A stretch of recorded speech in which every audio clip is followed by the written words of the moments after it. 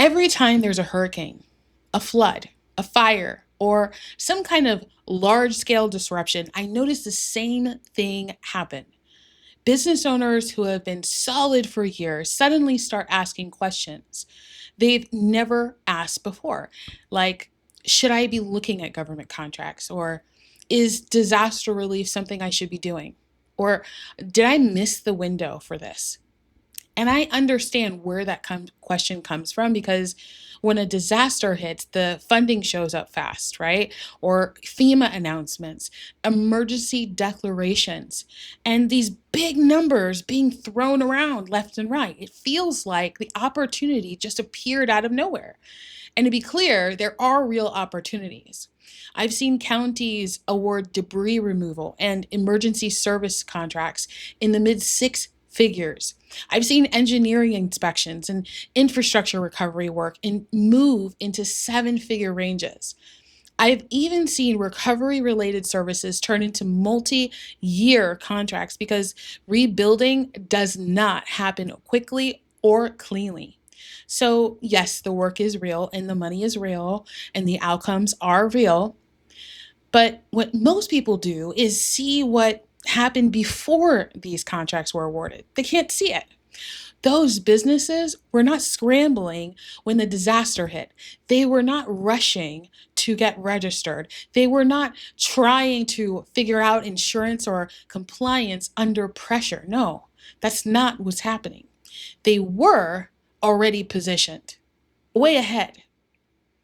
So in real life, disaster relief contracts do not start with a scramble. They start with preparation and positioning. Most of this work flows through vendors who are already registered, who are already vetted, already insured, and already know by the agency. When an agency declares an emergency, the government is not shopping around, right? They are activating vendors they already trust and they know. That is how contracts can be awarded in days or weeks instead of months. So when someone says, I missed it, what they usually mean is, I wasn't positioned in time. And that's very different from missing the opportunity altogether. Disasters are not one-off events.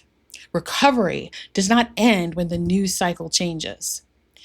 Agencies are constantly planning, updating vendor lists, and preparing for the next event. So this is all bringing me to who this really works for best, okay? The businesses I see succeed the most in disaster relief and government contracting as a whole are people that they are not experimenting. They're not trying to prove that they can deliver. They already deliver just to other clients. There are businesses with 10 plus more experience of real client performance. Companies that already know how to manage projects, manage teams, manage deadlines, manage pressure, and accountability. These are what I'm calling construction firms, engineering firms, IT and cybersecurity companies, environmental services, logistics, and professional services. They are not learning how to work. They are learning how to translate what they already do into the public sector. See, that's the distinction that really matters here.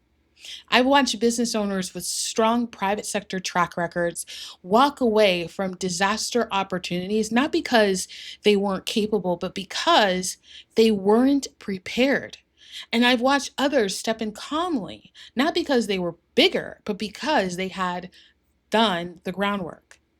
You see, preparation changes everything. The first step is not chasing the next disaster. The first step is getting position. You're going to want to write this one down. Proper registration, clean compliance, insurance aligned with government requirements. Understanding what agencies and which agencies buy what you sell and where your services actually fit in that recovery process. The second step is visibility and relationships. This is not during chaos, okay? This is not when everything is just flying at the seat of their pants, because before it has to happen. When things are calm and decisions are thoughtful is when you can build the strongest relationship. And the third step is alignment, making sure that disaster work fits your capacity, your services, and your long-term goals. Because not every business should do this work, and that's an important truth. It should fit into your business plan. It shouldn't be the adjustment to your business plan. And there's another layer to this that matters to me specifically, because disaster relief contracts are opportunities. Yes, they are, but they are also service. So when a business steps into this work prepared, they are helping communities stabilize. It's real impact. They are helping people get back to work, back to school, back to life. And that responsibility deserves respect. I've had conversations with business owners who told me they don't have time for government contracts. And then when we talked it through, what they really meant was that their business ran on hustle instead of systems. Of course, you don't have time. You're too busy putting out fires. I've had others tell me the paperwork felt overwhelming, and what they were really bumping up against was the difference between casual work and accountable work. $40,000 plus per page that you submit when you win a contract. Not too shabby. Talk about paperwork. I've had owners worry that government contracts would disrupt their business.